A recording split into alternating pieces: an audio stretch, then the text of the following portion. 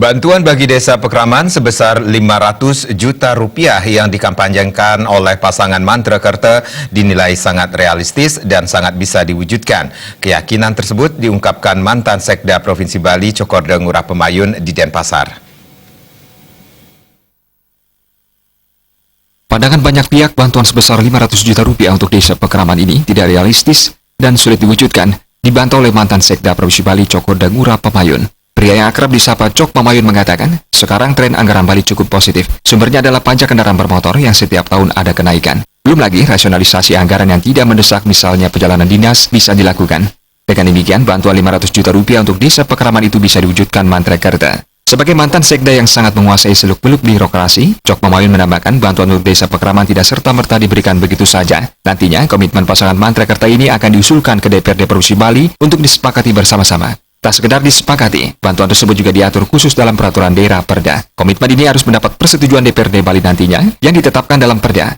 Cok Pemayun juga mengatakan, roh pembangunan Bali adalah desa Pekraman. Oleh karena itu, penguatan desa Pekraman sangat penting yang harus didukung dengan anggaran. Di Provinsi Bali, setiap tahun bantuan untuk desa Pekraman selalu meningkat dan sekarang telah mencapai 225 juta rupiah. Oleh karena itu, bantuan bagi desa Pekraman sebesar 500 juta rupiah sangat mungkin dilakukan.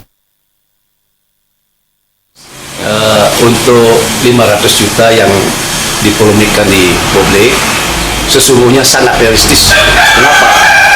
Beban anggaran 2019 tidak ada lagi seperti beban anggaran 2017 dan 2018 yang kita sedang jalani saat ini, sehingga sangat memungkinkan dan tidak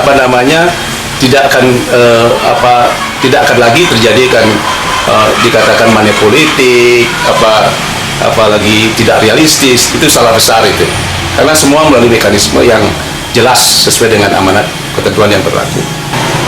Menurut saya mungkin bisa di dua tahap. Tahap pertama untuk merealisasi, saya yakin bisa. Karena apa?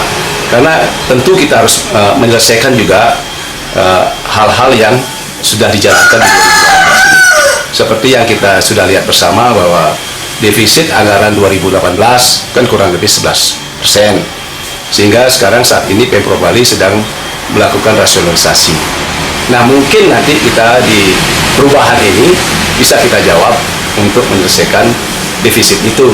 Sehingga 2019, andai kata toh masih ada kekurangan, kita bisa tutup sehingga kita paling tidak merealisasi dari 500 itu dari setengah itu bisa kita lakukan.